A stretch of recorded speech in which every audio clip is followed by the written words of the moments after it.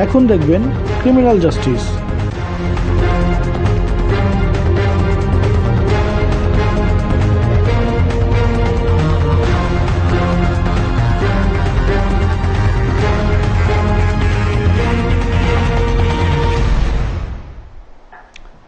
আসসালামু আলাইকুম, সকলকে আমন্ত্রণ ক্রিমিনাল জাস্টিস প্রোগ্রাম দেখবার জন্য। আমি solicitor Shafiul Azam, principal of Azam and co solicitors, এবং আমার সাথে আছেন ক্রিমিনাল লয়ের স্পেশালিস্ট ব্যারিস্টার, আমার colleague barrister Lynn Townley. Criminal justice programme অনুষ্ঠিত হয় মাসের প্রতি শনিবার দুপুর 1টা থেকে 3টা। এক শনিবার লাইভ প্রোগ্রাম হয় এবং তার পরবর্তী শনিবার একই সময়ে একই প্রোগ্রামটি আবার রিপিট দেখানো হয়, অর্থাৎ রেকর্ডেড প্রোগ্রামটি আবার পুনঃপ্রচার করা হয়। সুতরাং মাসের প্রতি শনিবার দুপুর 1টা থেকে 3টা আপনারা ক্রিমিনাল জাস্টিস প্রোগ্রাম দেখতে পারেন। 2002 সালে আমি আজম এন্ড কো সলিসিটরস ফার্ম এস্টাবলিশ করেছি। দীর্ঘ অনেক বছর ধরে আমি ক্রিমিনাল লয়ের উপর প্র্যাকটিস করে আসছি এবং আমার স্পেশালিজম হচ্ছে ক্রিমিনাল লয়ের উপর। তাই এই প্রোগ্রামে আমরা শুধু ক্রিমিনাল ল বিষয়ে আলোচনা করি। কনফিডেন্সিয়ালিটি ব্রিচ হওয়ার রিস্ক থাকে বলে আমরা লাইভ প্রোগ্রামে কোনো প্রশ্ন নিই না। একজন স্পেশালিস্ট ক্রিমিনাল ডিফেন্স সলিসিটর হিসাবে আমি অনেক বছর ধরে ম্যাজিস্ট্রেটস কোর্ট এবং ক্রাউন কোর্টে ছোট বড় অনেক ধরনের কেস করে আসছি। তাই কমিউনিটির মেম্বারদের কাছ থেকে বিভিন্ন সময় বিভিন্ন প্রশ্ন বা কোয়েরিজগুলো আমার কাছে আসে। সেই প্রশ্নগুলি থেকে মোস্ট ফ্রিকুয়েন্টলি আস্কড কোয়েশ্চনগুলোর উপর গুরুত্ব দিয়ে আমি ক্রিমিনাল জাস্টিস প্রোগ্রামের আলোচনার বিষয়গুলো ঠিক করি। আজকের বিষয়ের মধ্যে থাকবে harassment and stocking. We are going to talk about the general principles of criminal law in this program. Every case has its own facts, merits and demerits. If you are facing a criminal investigation or concerned about something that involves the police, always seek advice from a specialist criminal defense solicitor. আমার বক্তব্যগুলো আমি বাংলায় এবং ইংলিশে মিশিয়ে বলার চেষ্টা করব যাতে সবাই বুঝতে সুবিধা হয়।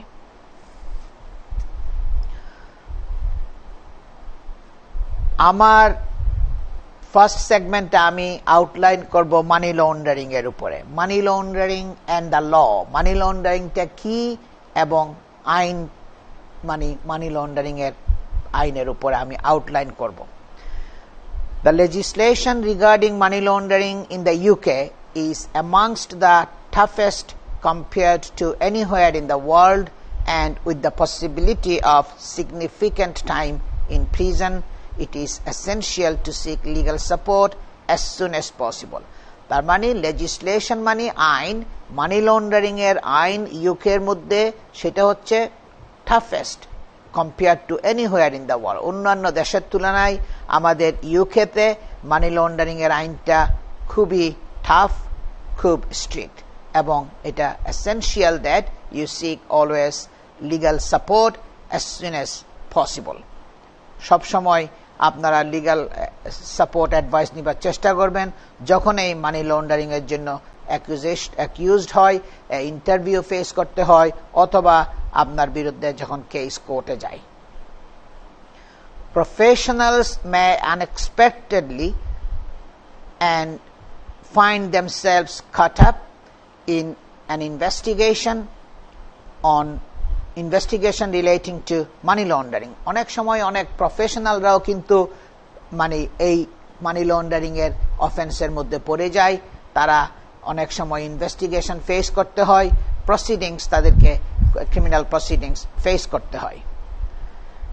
You need a specialist solicitor who will try to minimize the consequences on work and life in general, seeking the best possible outcome for you.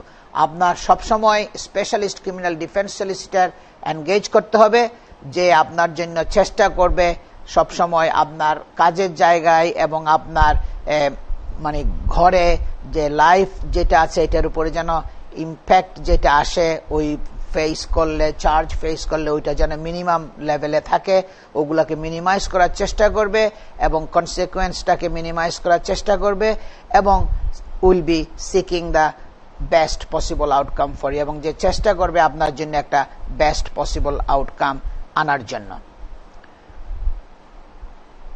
At its basic level, money laundering is the concealing of the origins of proceeds that have contributed to a crime or come from criminal activity. The basically এবং খুব সংক্ষেপে যদি বলতে হয় মানি লন্ডারিংটা হচ্ছে একটা একটা criminal অ্যাক্টিভিটির একটা পয়সাকে এটাকে অন্যভাবে দেখানো যে আপনি এটা ক্রিমিনাল অ্যাক্টিভিটি থেকে আসে নাই, ওইটাকে কনসিল করা, ডিসগাইজ করা যে ওইটা আসলে একটা সদ উপার্জন, এটা আসলে সদ উপার্জন না, এটা আসছে ড্রাগসের থেকে অথবা অন্য আর একটা ক্রিমিনাল অ্যাক্টিভিটি থেকে। এই যে ইল্লিগাল মানিকে লিগাল ওয়েতে দেখানোর যে একটা পায়তারা, একটা প্রসেস, এইটাই হচ্ছে আপনার সংক্ষেপে money laundering. Whilst the topic itself is complicated, there are two distinct forms. এই মানি লন্ডারিং আইন খুবই কমপ্লিকেটেড, কমপ্লেক্স ল, কিন্তু এখানে দুইটা মেইন ফর্ম আছে, দুইভাবে এই অপরাধটা মেইনলি সংগঠিত হতে পারে। Firstly, self laundering, which is committed by someone with their own proceeds. The second one is someone who is controlling someone else's proceeds. First one হলো কি যে নিজের ক্রিমিনাল অ্যাক্টিভিটি থেকে যে পয়সাগুলো আসছে ওগুলোকে একটা ক্রিমিনাল পয়সা না দেখাই ওগুলোকে লিগাল ইনকাম হিসাবে দেখানোর যে একটা প্রসেস, ওইটা একভাবে মানি লন্ডারিং অফেন্স হতে পারে, অথবা আরেকজনের পয়সাটাকে কন্ট্রোল করা, নিজের আপনি কন্ট্রিবিউট করা তার পয়সাটাকে একটা প্রসেস করার, কিন্তু but not your own criminal activity but helping the other person, controlling the someone else's proceeds. However, the recent number of high profile cases together with the new acts and regulations came into force has opened up money laundering offences to cover a much broader spectrum of activity. কিন্তু recent act এবং regulation যেগুলো আসছে, ওই act এবং regulation এবং বিভিন্ন high profile case যেগুলো হয়েছে সুপ্রিম কোর্টে এবং ক্রাউন কোর্টে, বড় হাই প্রোফাইল কেস যেগুলো হয়েছে, ওগুলো কিন্তু আপনার মানি লন্ডারিং এর যে অফেন্স ওইটাকে অনেক ব্রডার স্পেকট্রামে কিন্তু নিয়ে আসছে, অনেক it has opened A broader spectrum of activity. The Crown Court will now seek to base any case on proven evidence of the following. Crown Court কিন্তু এখন সব কেসগুলোকে এভিডেন্স, সাক্ষী প্রমাণাদি দেখে কেস ডিসিশন দিবে, সবগুলো কিন্তু ক্রাউন কোর্ট এভিডেন্স কিন্তু এখন যাচাই বাছাই করবে।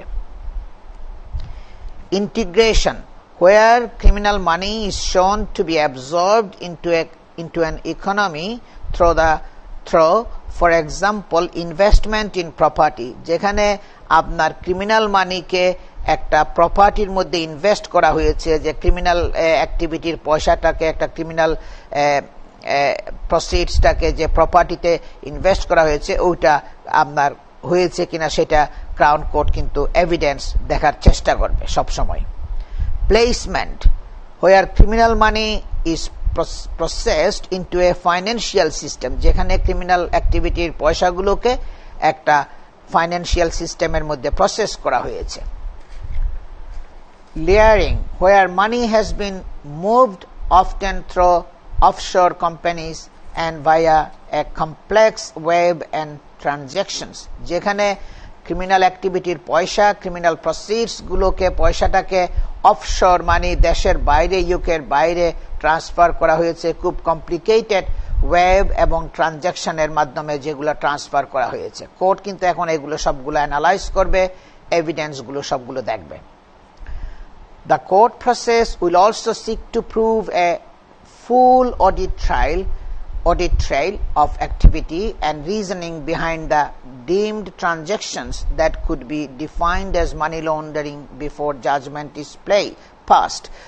মানে জাজমেন্ট দিবার আগে কোর্টে আরো দেখবে ফুল অডিট ট্রেইল, যেখানে একটা সাসপিশিয়াস ট্রানজাকশন ব্যাংকের মধ্যে 10,000, 20,000, 1 লক্ষ টাকা বা 200,000 পাউন্ডসের ট্রানজাকশন হয়েছে, এগুলো যেগুলো সাসপিশিয়াস ট্রানজাকশন, কোর্ট এগুলো কিন্তু এই সাসপিশিয়াস ট্রানজাকশনগুলোকে মানি লন্ডারিং এর আইনের আওতায় এগুলোকে সবগুলা এভিডেন্সগুলোকে ডিফাইন করার চেষ্টা করবে, বোঝার চেষ্টা করবে, যে এই ট্রানজ্যাকশনগুলো কোনো ক্রিমিনাল অ্যাক্টিভিটির থেকে আসছে কিনা। সব ডিটেইলসগুলো তারা এখন অ্যানালাইজ করবে, দেখবে। Sentences will very much depend on the unique factors of the case, but may attribute significant focus on the amount of money involved with a maximum penalty of 10 years imprisonment. যে এই মানি laundering এর জন্য যদি অপরাধের জন্য যদি কেউকে দোষী করা হয় তাইলে আপনার সেন্টেন্স হবে কিন্তু খুব সাবস্ট্যান্সিয়াল ইয়ার, এবং এগুলার মেইন ফ্যাক্টর যেটা কোর্ট দেখবে, সিগনিফিক্যান্ট ফোকাস যেটা থাকবে সেটা হলো মানি, কত অঙ্কের মানি, কত বড় পয়সা আপনার লন্ডারিং করা হয়েছে, এবং ম্যাক্সিমাম পেনাল্টি হতে পারে 14 বছর পর্যন্ত প্রিজন সেন্টেন্স হতে পারে। Money laundering is a particularly specialist field of law which is taken extremely seriously in the UK.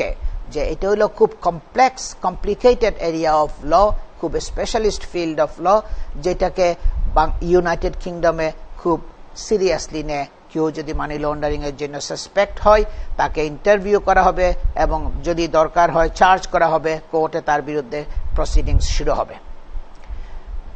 It can involve many different agencies, a significant amount of potential evidence, and an intensive series of interviews. এটা অনেকগুলো agency, এই মানি laundering এর অপরাধের জন্য কেউ যদি accused হয় অনেকগুলো এজেন্সি ইনক্লুড হয়ে যেতে পারে, অনেকগুলো এজেন্সি তার বিরুদ্ধে কাজ করতে পারে, গভর্নমেন্ট এজেন্সি এই ইনভেস্টিগেশন যখন হয়, এবং তাকে অনেক এভিডেন্স এগুলার তারা বাইর করে, অনেকগুলো কাগজপত্র সিজ করবে, অফিস থেকে ঘর থেকে যা যা আসে সবগুলো নিয়ে যাবে, এবং অনেক ইন্টেন্সিভ সিরিজ অফ ইন্টারভিউ হবে। অনেকগুলো একবারে হয়তো অনেক সময় তারা শেষ করে না, তারা first time, second time, third time অনেকগুলো ইন্টারভিউ তারা করতে পারে যখন কাউকে মানি লন্ডারিং এর জন্য সাসপেক্ট করা হয়। এই ইনভেস্টিগেশনগুলো খুব লেন্থি ইনভেস্টিগেশন হয়। Therefore, as soon as you realize you may be included in any investigation, it is important to seek legal advice with a solicitor entrusted by you to examine all the evidence. সুতরাং যখনই আপনি মনে করেন যে আপনাকে একটা investigation করা হচ্ছে, আপনাকে সাসপেক্ট করা হয়েছে মানি লন্ডারিং এর জন্য, আপনাকে পুলিশ আপনাকে ইন্টারভিউ করবে, এবং তখন সাথে সাথে আপনাকে আপনার চয়েসের একজন যাকে এন্ট্রাস্টেড সলিসিটার, যারা আপনাকে ট্রাস্ট করতে পারেন, লাইক করেন, যার মানে রিপ্রেজেন্টেশন, যার রেপুটেশন আছে, এই ধরনের ভালো একজন সলিসিটারের কাছ থেকে আপনাকে অ্যাডভাইস নিতে হবে, এবং ওগুলো সবগুলো এক্সপ্লেইন করতে হবে আপনার সলিসিটারকে, যে সলিসিটার তখন সব জিনিসগুলো আপনার এভিডেন্সগুলো এক্সামিন করবে এবং আপনাকে অ্যাডভাইস করবে as appropriate. It is also important to be seen to cooperate with all involved parties throughout your case. এটা আরো ইম্পর্টেন্ট যে যখনই আপনার বিরুদ্ধে মানি লন্ডারিং এর কেস করা হবে, ইজ ইম্পর্টেন্ট, আমি সবসময় অ্যাডভাইস করি যে অথরিটির সাথে কোঅপারেট করেন। Non cooperation can be seen as a bad way. সুতরাং সবসময় আমি যেটা অ্যাডভাইস করি যে অথরিটি যখন ইন্টারভিউ করার চেষ্টা করবে তাদের সাথে আপনি, সেটা ন্যাশনাল ক্রাইম এজেন্সি হোক, সিরিয়াস ফ্রড অফিস হোক, যেটাই হোক, তাদের সাথে কোঅপারেট করেন। But it's your right to seek legal advice also. So from a specialist expert solicitor আপনি মানি লন্ডারিং এর জন্য যদি ইনভেস্টিগেট হয় তাহলে আপনি অ্যাডভাইস নেন, তারপরে আপনি অথরিটির সাথে কোঅপারেট করেন যখন তারা ইন্টারভিউর জন্য ডাকবে। আমি এটা ব্রিফলি বললাম মানি লন্ডারিং এর উপর। I will now pass to my colleague barrister Lynn Townley to talk on harassment and stalking. Before that, I want to tell about Barrister Lynn Townley. আগেও আসছে, she is a very experienced criminal law barrister, প্রায় দীর্ঘ 25 বছরের অভিজ্ঞতা সম্পন্ন আপনার criminal লয়ের specialist barrister, এবং সে যারা ব্যারিস্টারি পড়াশোনা করে লন্ডন ইউনিভার্সিটিতে তাদেরকে পড়াশোনা করায়। সে ফর্মালি ক্রাউন প্রসিকিউশন সার্ভিসে অ্যাডভোকেসি ম্যানেজার হিসেবে কাজ করেছিলেন, আর তাছাড়া উনি ইউকে উইমেন ব্যারিস্টার অ্যাসোসিয়েশনের chairperson. I will pass to Barrister Lynn Townley to talk on harassment and stalking, please. Assalamu alaikum and good afternoon. Today I'm going to discuss harassment and stalking. Basically, what they both deal with are repeated and unwanted behaviour, and I'll go over what sort of behaviour it is, but it's unwanted behaviour by the victim, and it's also behaviour, unwanted attention that actually causes the victim to be either alarmed or distressed as a result of the behaviour or the attention that is unwanted. In relation to harassment, that is causing alarm and distress, and it is covered under a statute which is the Protection from Harassment Act 1997. So there's two sort of limbs to it. It's either causing alarm or distress or putting someone in fear of violence. The term can also include harassment by two or more defendants against one single person or more than one person. In that act, harassment isn't actually defined, but it can include repeated attempts to impose unwanted communications, for example, text messages and so on, and other means of contact upon a victim. And it has to be in such a manner that could be expected to cause distress or fear in any reasonable person. So what actually harassment is was considered in a particular court case in 2014. And in that particular case, what could amount to harassment by way of an example, but it's not confined to this. It could be repeated making of false and malicious assertions. So in this case, it was assertions made about a doctor in connection with an investigation by the General Medical Council, and it was held that these particular assertions could amount to a course of harassment.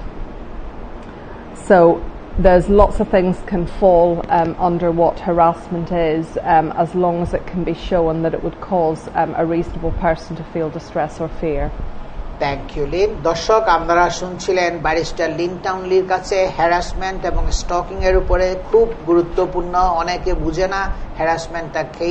অনেক মহিলারা কিন্তু complain করতে পারে হ্যারাসমেন্টের জন্য এবং stocking এর জন্য। এগুলো অপরাধ এবং এগুলো কোর্টে যায়। সুতরাং আপনারা বোঝার চেষ্টা করবেন যখন ব্যারিস্টার লিন টাউনলি নেক্সট সেগমেন্টে আরো ডিটেইলস বলবে। আমরা একটা শর্ট ব্রেকে যাচ্ছি। ব্রেকের পরে আমরা আবার ফিরে আসব। আমি সেলিস্টার শাফিউল আজম এবং আমার সাথে আছেন আমার কলিগ ব্যারিস্টার লিন টাউনলি। সবাই আমাদের সাথেই থাকুন।